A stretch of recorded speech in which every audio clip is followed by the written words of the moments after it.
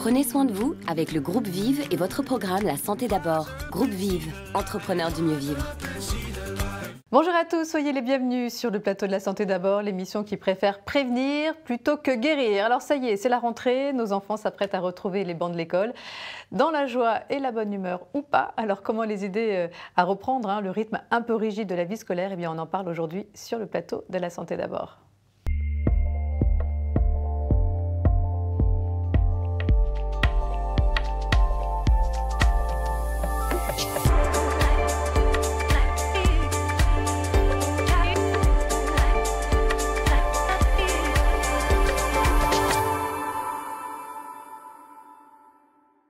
C'est vrai, la rentrée, c'est toujours une période chargée pour nous les parents. Il faut recaler les cycles de sommeil des enfants, remettre un peu d'ordre dans leur alimentation, assurer la gestion des écrans, les encourager aussi à faire une activité physique régulière. Bref, il y a du boulot et pour nous faciliter la vie, j'ai fait appel à deux grandes experts du sujet. Nathalie Casso-Vicarini, bonjour. Bonjour. Merci d'être avec nous. Vous êtes fondatrice et déléguée générale d'Ensemble pour la petite enfance, une association qui rend accessible au plus grand nombre les outils pédagogiques les plus novateurs concernant la petite enfance.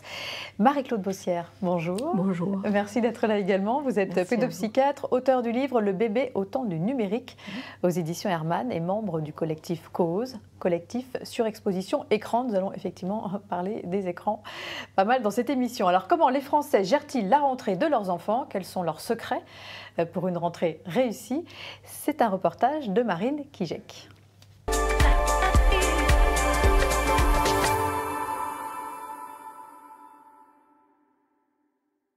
La dernière semaine d'août, première semaine de septembre, je prenais congé. Comme ça, je la mettais dans le rythme tout de suite, de se coucher tôt, se lever plus tôt et tout, et pour bien préparer la rentrée scolaire. Essayer de les coucher tôt au maximum et refaire une petite routine en fait. Pour ne pas perdre le fil, le retour des vacances, des cures de vitamines sont aussi à prévoir et c'est tout au cours de l'année en général, c'est des choses que je fais, mais encore plus en revenant de vacances, puisque parfois on pense se reposer, on revient bien plus fatigué que prévu. Les portables, à partir de 20h, ils sont sur une table en bas, ils n'ont pas le droit de les prendre dans les chambres, donc ça c'est déjà... réglo. Et puis après, la télé, je fais super attention à ce qu'ils regardent. En général, on essaie de limiter vraiment au week-end. En jour de semaine, jour d'école, il n'y a pas d'écran. Parfois, vraiment, quand j'en peux plus le mercredi, il y a une petite demi-heure de télé. Bon, on le voit, les portables, c'est un sujet qui préoccupe beaucoup les parents. On y reviendra plus en détail tout à l'heure. Parlons d'abord de leur sommeil, même ça peut avoir un lien aussi avec les écrans, évidemment. Après 2 mois de coucher tardif, de grasse matinée, ça dépend des enfants, mais comment les aider à recaler leur rythme, à retrouver le bon rythme? Marie-Claude.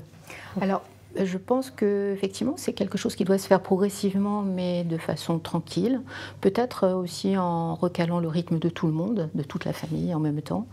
Petit à petit, en rétablissant les règles et en ayant en perspective comme ça, dans 15 jours, 3 semaines, la rentrée à l'école et donc la nécessité de se lever bien plus tôt. Que les parents donnent le bon exemple. Alors selon une enquête d'OpinionWay, 24% des parents rapportent quand même un trouble du sommeil chez leur enfant, 32% même chez les enfants de moins de 3 ans. Comment expliquer ce chiffre? Quelles sont les principales causes de ces troubles du sommeil, Nathalie?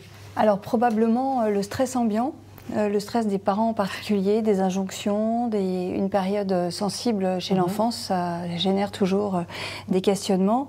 Et puis l'enfant, il a surtout besoin de sécurité affective, il a besoin d'être en lien avec ses parents. Il va d'autant mieux retrouver son sommeil dans les meilleures conditions qu'il se sentira en sécurité et dans le bien-être dans la relation avec ses parents.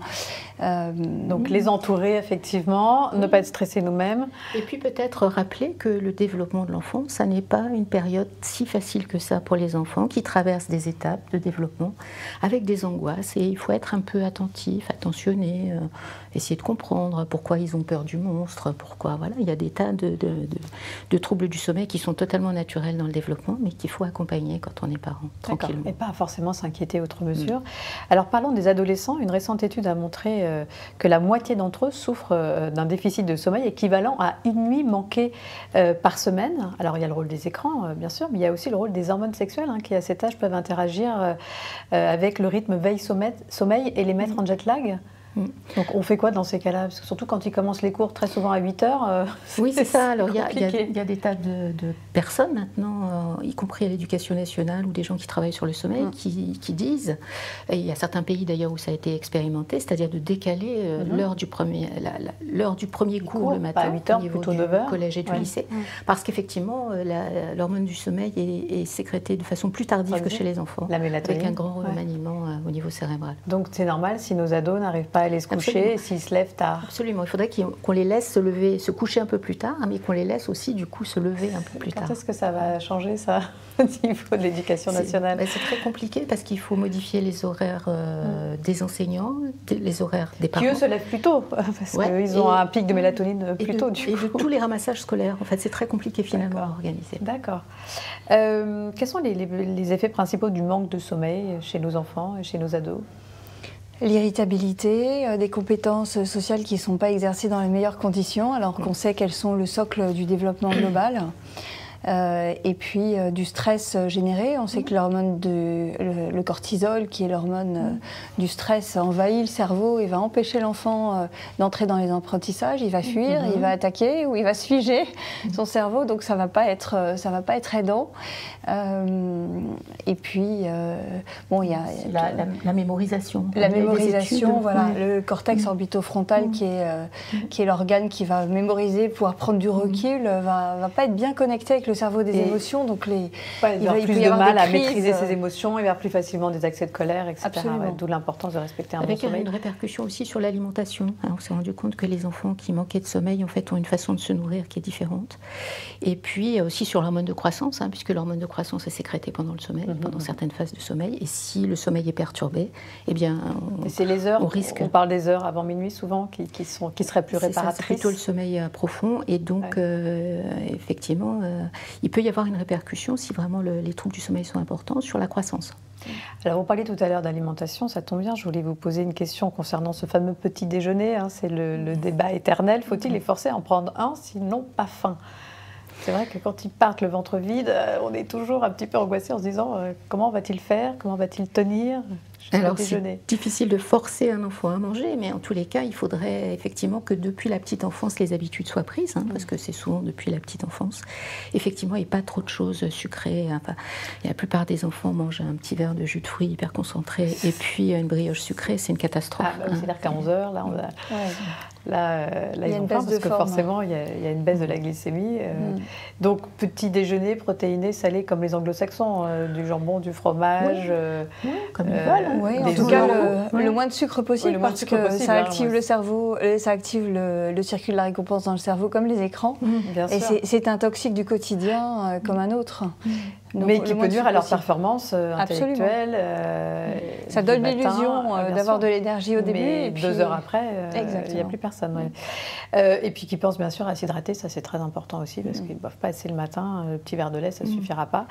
Alors il y a aussi un phénomène qui semble prendre de plus en plus d'ampleur ces dernières années, surtout depuis le Covid, c'est la phobie scolaire. Comment la reconnaître et quels sont les signes qui doivent nous alerter? Alors, la phobie scolaire, c'est un enfant qui ne veut pas aller à l'école, qui a mal au ventre, qui a des symptômes physiques qui peuvent être très différents selon les enfants, des troubles du sommeil, en particulier le dimanche soir par exemple. Voilà, il faut être très attentif, essayer de comprendre, de parler avec l'enfant, qu'est-ce qui le stresse, pourquoi, comment est-ce qu'on peut l'accompagner. Et il faut être assez vigilant à l'apparition des premiers symptômes, parce que petit à petit, ça peut aboutir à quelque chose de beaucoup plus grave. Oui, parce que ce phénomène de phobie scolaire, c'est vrai que j'ai l'impression qu'on en parle depuis des années et pourtant il n'est pas toujours très bien pris au sérieux encore aujourd'hui. Une enquête récente sur la santé mentale à l'école révèle quand même qu'un élève sur 4 se dit anxieux ou stressé par l'école. Donc potentiellement, c'est un enfant qui peut faire une phobie scolaire. C'est beaucoup, non? Ou alors est-ce que les écoliers d'aujourd'hui ont plus de pression qu'autrefois? Ou alors parce qu'on s'y intéresse plus est-ce qu'on s'intéresse plus à leur bien-être moral? Alors peut-être qu'on en parle plus, mais notre environnement et notre monde a énormément changé. Il y a beaucoup plus de facteurs de risque aujourd'hui. notamment dans l'entourage des parents. Et ce stress ambiant, cette éco-anxiété, les enfants sont des éponges. Ils absorbent le stress environnant. Puis il y a les perturbateurs endocriniens, il y a des toxiques du quotidien qui jouent un rôle important. Et tout ça a une action sur la santé globale des enfants. Et la relation aux autres a beaucoup d'importance. C'est l'âge des amitiés, du groupe, du fonctionnement en groupe. Et quand ça ne fonctionne pas bien, quand des enfants sont surexposés aux écrans aussi et sont dans des modes de communication agressifs, eh bien, on constate davantage de phobie scolaire avec des retraits relationnels. Et on peut se poser d'autres questions aussi. Et ça peut toucher, enfin ça peut venir à n'importe quel âge, plutôt les collégiens, c'est ce qu'on dit en général. C'est plutôt les collégiens, mais tout ce qui touchait avant les collégiens, en fait, touche maintenant les enfants d'âge primaire. On voit qu'effectivement ça se décale vers des âges de plus en plus jeunes. C'est vrai que alors il y a l'importance des réseaux sociaux aussi, des smartphones. C'est-à-dire que les smartphones peuvent exposer les enfants à des images qui n'ont pas forcément choisies, mais qui sont complètement inadaptées, soit très violentes, soit inadaptées en termes de pornographie, etc. Et tout ça, bien sûr, ça génère aussi du stress, sans compter effectivement ce que vous disiez, c'est-à-dire le monde dans lequel on vit, qui est un monde extrêmement stressant, dont il faudrait pouvoir préserver les enfants. Bon, parlons des écrans, justement, puisqu'ils jouent un rôle aussi dans cette phobie scolaire. C'est vrai que les parents, on est souvent un petit peu démunis face à ces enfants qui refusent d'aller à l'école. Les emmener parfois consulter un psychologue, mais l'encadrement de l'usage des écrans peut être aussi quelque chose d'important. Les enfants et les adolescents français passent 3 à 4 heures quotidiennement devant un écran. Alors cette estimation varie d'1 à 2 heures selon l'enquête, là je sais que c'est etc. Mais est-ce que vous êtes d'accord avec ce chiffre? Moi ça me paraît énorme. Moi je ne suis pas d'accord avec ce chiffre, je pense que c'est beaucoup plus. C'est beaucoup plus. C'est beaucoup plus. C'est-à-dire chez mes enfants en fait. Parce que la dernière étude Ipsos de 2022, c'est 3h11 par jour chez les enfants de 0 à 3 ans. Ça monte à 3 ans. Absolument, en moyenne. Quand on cumule effectivement la télé, les smartphones, les tablettes et les jeux vidéo. Mais c'est énorme, c'est en moyenne. Et puis ça monte à 3h40 pour les 3-6 ans, et puis pour les collégiens, c'est énorme, c'est énorme. Bon, mais qu'est-ce qu'on peut faire? Parce qu'évidemment, on ne peut pas bannir les écrans aujourd'hui. J'ai envie de dire, nos enfants sont nés un peu avec, c'est presque une extension d'eux-mêmes. Mais comment encadrer leur utilisation pour que leur usage, pour que ces écrans ne nuisent pas trop à leur santé physique et mentale? Qui veut commencer? Je sens que vous avez des choses à dire sur le sujet. C'est sûr. On a envie de parler toutes les deux. L'environnement a évidemment un impact très très important dans le quotidien des enfants. Les enfants ont confiance en leurs parents. Si les parents sont en permanence devant leurs écrans et qu'il n'y a pas de moment de disponibilité vraie, de temps partagé, de qualité avec l'enfant, et que nous-mêmes, on n'arrive pas à se discipliner en posant nos écrans dans l'entrée, eh bien, les neurones miroirs s'activent et les enfants font la même chose. Mais ça paraît du bon sens, mais finalement, on ne le fait pas. On se rend compte qu'on ne le fait pas parce qu'on travaille beaucoup aussi sur nos écrans. Et on attend des messages. La limite entre la vie privée et la vie professionnelle est plus la même qu'il y a quelques années. Le numérique, c'est vraiment une révolution au niveau technologique. D'abord, c'est très récent. Ça s'est répandu de façon extrêmement massive, rapide, et de façon totalement inédite par rapport à l'histoire des techniques dans le monde, des techniques humaines. Alors, effectivement, tout le monde a été complètement débordé. C'est des instruments absolument magiques. On a plein de choses positives. Mais en fait, on n'a pas pris conscience, effectivement, de tout ce qui était du côté toxique et du côté négatif des choses. C'est pour ça que moi j'ai écrit par exemple ce livre sur le bébé au temps du numérique, parce qu'en fait entre 0 et 3 ans, je pense qu'il faudrait absolument pas d'écran du tout. Parce qu'en fait ce dont l'enfant a besoin, c'est de découvrir le monde et de découvrir la relation et d'être en interaction avec les adultes. Donc pas d'écran. Ça veut dire pas d'écran chez les parents non plus. Oui, c'est-à-dire quand on est avec l'enfant, on n'est pas sur son portable. Voilà. Et après 3 ans Alors après 3 ans, je pense qu'on peut passer un petit peu de temps, un quart d'heure, 20 minutes, à regarder un dessin animé avec son enfant, en essayant de le choisir, puis en le commentant. Et puis petit à petit, peut-être un petit peu plus. Mais, et les ados, alors comment on fait? Parce qu'eux, ils sont connectés en permanence, ils vivent en tribu, ils sont toujours en lien les uns avec les autres. Alors il me semble qu'il y a des règles qu'on peut installer de façon collective. C'est ce sur quoi on assiste beaucoup, c'est les 4 pas. C'est-à-dire pas d'écran avant d'aller au collège ou à l'école le matin, pas d'écran pendant les repas. ce qui concerne tout le monde dans la famille, et ce qui permet justement d'éviter quand on coupe la télé, quand on met les smartphones dans un petit panier, etc. Ça permet de discuter, de parler des problèmes, de parler des projets, des choses qui vont, des choses qui ne vont pas. Et la discussion, les échanges, c'est fondamental. Alors, et aussi, alors je vais finir juste assez rapidement sur les deux autres pas, c'est pas d'écran dans la chambre de l'enfant. Et pas d'écran avant de se coucher, 1 heure avant de se coucher. C'est-à-dire 1 heure avant de se coucher. On prend les téléphones de tout le monde. On fait autre chose, on lit, on écoute de la musique, on dessine, mais pas d'écran. Ouais, ce qui est quand même pas simple chez nos adolescents aujourd'hui. Hein. C'est tellement, les habitudes sont tellement ancrées. Bon, sauf si on l'installe dès le départ. Dès le départ. C'est-à-dire quand on donne un smartphone. En fait, il faut les éduquer à l'usage des écrans le plus tôt possible. Juste ce chiffre quand même, le confinement n'a pas aidé en plus. Hein, plus 60%, c'est le pourcentage d'enfants ayant augmenté leur temps d'exposition à un écran pendant le premier confinement. C'est vrai que ça paraît beaucoup. Même si ça nous a rendu un petit peu service, on ne va pas se mentir aussi, hein, ça les a occupés, ça leur a permis de maintenir le lien. Alors, les écrans ont aussi tendance à rendre nos enfants plus sédentaires, hein, on va parler de ça maintenant, donc à nous de les sortir de leurs écrans en leur proposant des activités à faire en famille et qui pourraient les amuser, comme par exemple le yoga. C'est un moyen pour l'enfant d'apprendre à mieux connaître son corps, à se relaxer, à améliorer sa concentration. Le yoga en famille, c'est un reportage de Damien Desmier.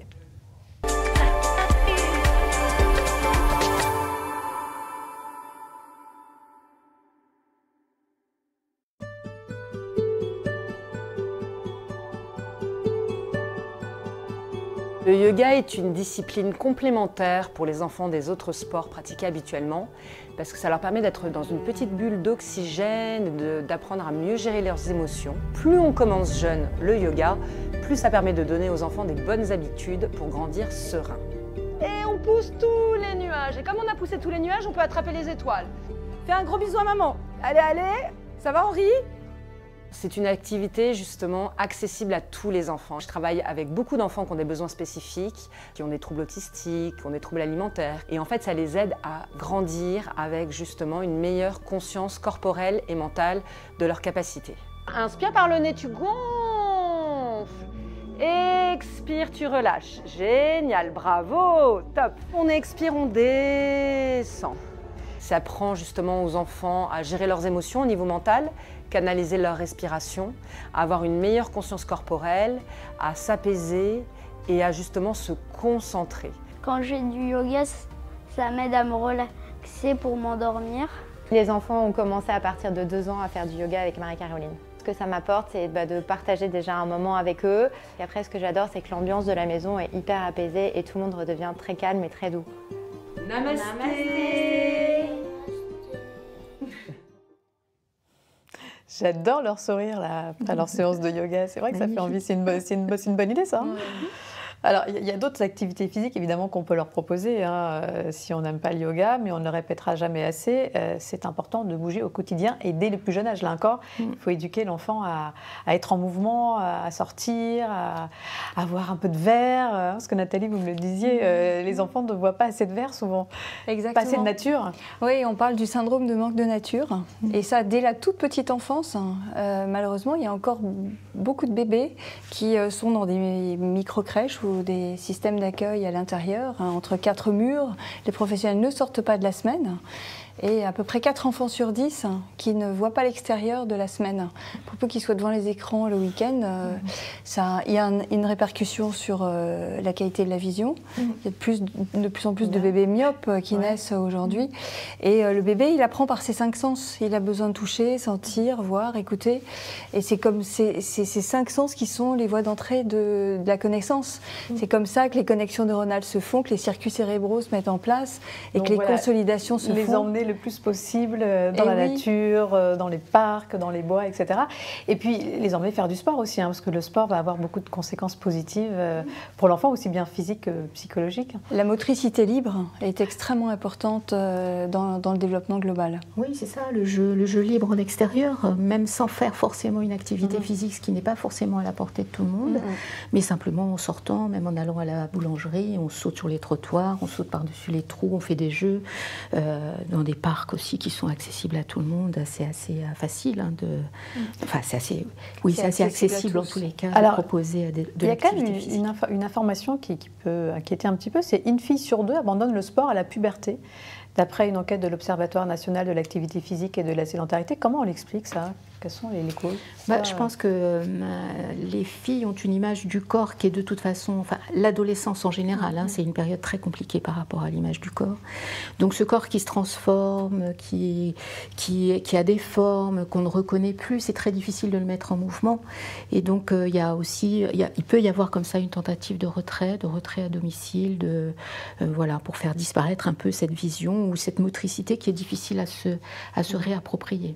Voilà, et puis certains sports qui sont autorisés aux femmes seulement depuis les années 90. Je ne savais pas, comme la boxe, le golf, le saut à ski, et puis le manque de visibilité aussi du sport féminin dans les médias. Il y a des choses à faire de ce côté-là. Et puis, je pense qu'en conclusion de cette partie sur l'activité physique, là encore, les parents doivent montrer l'exemple, que ce soit pour les écrans, que ce soit pour le sport, parce que des parents qui bougent, ce sont des enfants qui bougent, et ce sont évidemment des adultes en bonne santé. Alors, on a vu le sommeil, l'alimentation, les écrans, le sport, mais il n'y a pas de vraie rentrée sans un petit check-up santé. Notre enfant est-il à jour dans ses vaccins? Est-ce qu'il voit bien? Est-ce qu'il entend bien? Donc, première chose à faire, on sort le carnet de santé, on voit si on est bien à jour au niveau des vaccinations, parce qu'il y en a quand même pas mal pour entrer en maternelle. Je crois que c'est 11 vaccins sont aujourd'hui obligatoires, je vais les rappeler rapidement. Diphtérie, tétanos, polio, coqueluche, hémophilus, pneumocoque, plus les vaccins contre l'hépatite B, le méningocoque, la rougeole, les oreillons et la rubéole. Il y a également des vaccins qui ne sont pas obligatoires, mais fortement recommandés, comme notamment celui pour les infections à méningocoque, la méningite, parce que c'est malheureusement une maladie très très souvent mortelle, ou alors qui va laisser des handicaps très lourds. Un autre élément à vérifier avant la rentrée, c'est la vue de notre enfant, puisque des problèmes de vue comme la myopie par exemple, on voit mal de loin, ça peut être source d'échecs scolaires. Et ce qu'on ne sait pas toujours, c'est que les opticiens, je ne sais pas si vous le saviez, peuvent détecter ou suivre des troubles de la vision. Et je vous emmène justement à Nantes rencontrer Emma, 14 ans, qui vient tester l'évolution de sa myopie dans une boutique. Écoutez voir, regardez, c'est un reportage de Cédric Manet.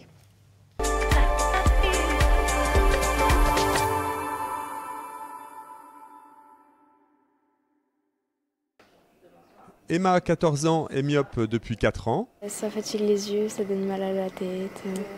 Quand il faut lire, en général déjà c'est pénible parce que on voit pas. Et tout ce qui est un peu précis, tout ce qui est blanc et petit, je vais pas voir. Est-ce que tu arrives à lire les lettres? 2 fois par an, elle revient pour tester l'évolution de sa myopie. Parfait, et là? Un œil myope voit mieux de plus près, sa focus est en mode rapproché. Plus notre espace est réduit, plus l'anomalie risque de se développer. C'est vraiment le facteur environnemental, le fait qu'on ait toute notre vie soit beaucoup plus proche en fait. On a des enfants qui passent moins de temps dehors, qui passent beaucoup plus de temps à l'intérieur, que ce soit avec les jeux vidéo, avec l'école et tout ça. On a beaucoup moins d'enfants qui va jouer et qui va donc pouvoir avoir une vision beaucoup plus loin. Alors là, avec l'appareil, on va prendre une mesure objective de la correction. Nathalie Château enchaîne les tests chez les enfants et adolescents comme Ninon. Ouvre bien grand. Première étape, déceler les troubles de la vue et mesurer l'importance de ces troubles. Légèrement myope et légèrement astigmate. Là, c'est pour avoir une idée de où commencer en fait notre examen de vue. Donc une fois qu'on a les corrections ici, on va pouvoir les reporter sur le réfracteur et affiner pour avoir le meilleur confort en fait sur ce qui sera les futures lunettes. Est-ce que tu arrives à lire la ligne de lettres qui apparaît dans le miroir ici? Concrètement, Nathalie fait défiler des verres pour atteindre une meilleure acuité visuelle sans que l'œil ne se fatigue.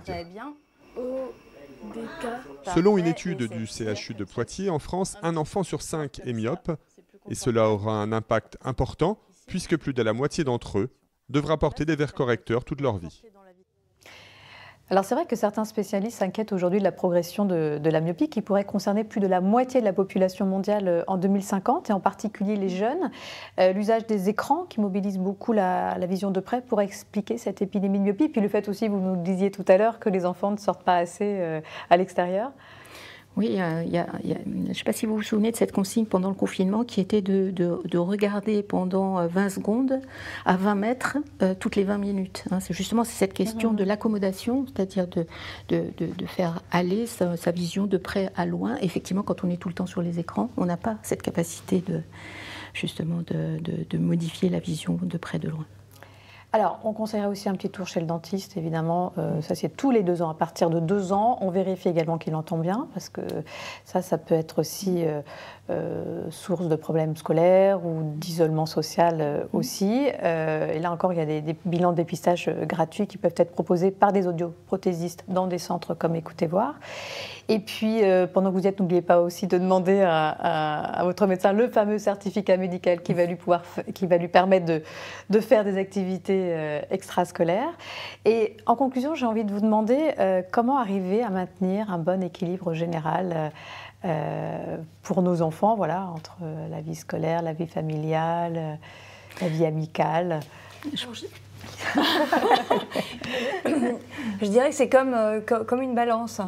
D'un côté, vous avez les facteurs de risque dont on a parlé, les perturbateurs endocriniens, les toxiques du quotidien, les écrans, les ondes, une alimentation qui ne serait pas équilibrée, un manque de sommeil, d'ailleurs le sommeil ne se rattrape pas. Et puis en face, plus il y a de facteurs de risque et de vulnérabilité aussi, plus en face dans la balance, on va essayer de trouver des facteurs de protection. Aller dans la nature, voir l'horizon. Cette image de la balance. Marie-Claude, le mot de la fin. Je suis tout à fait d'accord, oui, cette question d'équilibre, c'est-à-dire ne pas laisser un enfant passer trop de temps soit devant les écrans, c'est-à-dire c'est une question d'équilibre entre les différents types d'activités d'investissement. Très bien, un grand merci à toutes les deux. Donc, s'il y avait 3 points à retenir,